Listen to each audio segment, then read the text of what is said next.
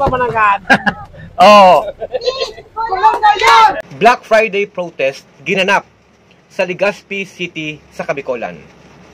Mga kababayan, ito pong ginanap na aktibidad na ito ng iba't ibang organisasyon.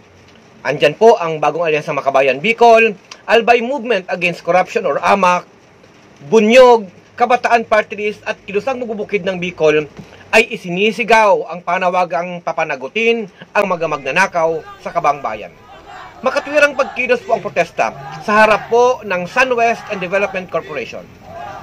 Kumpanyang nasasangkot sa mga questionableng proyekto sa rehiyong Bicol at sa buong Pilipinas.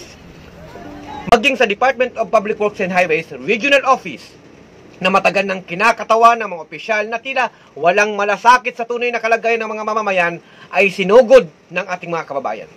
Sa bawat placard at sigaw, naroon ang galit at pag-asa ng mga Bicolano na sawang-sawa na sa paulit-ulit na istorya ng pandarambong, pagnanakaw at mga palusot.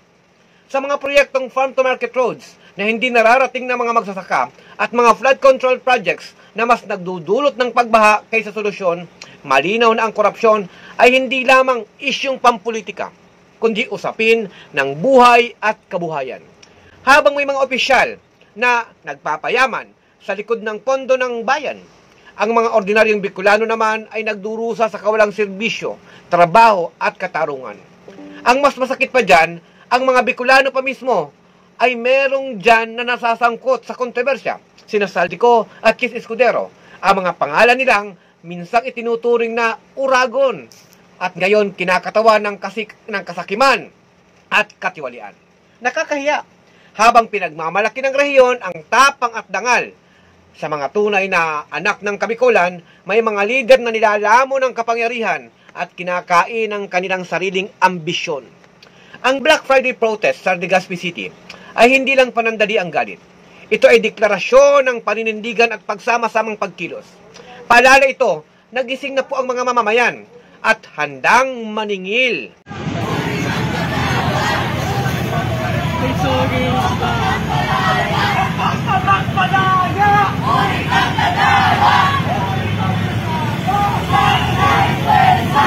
Sa panahon na ito, ang mga institusyong tulad ng ombudsman ay tila nagiging kandungan ng mga makapangyarihan, kailangang patunugin ng taong bayan ang batingaw ng hustisya.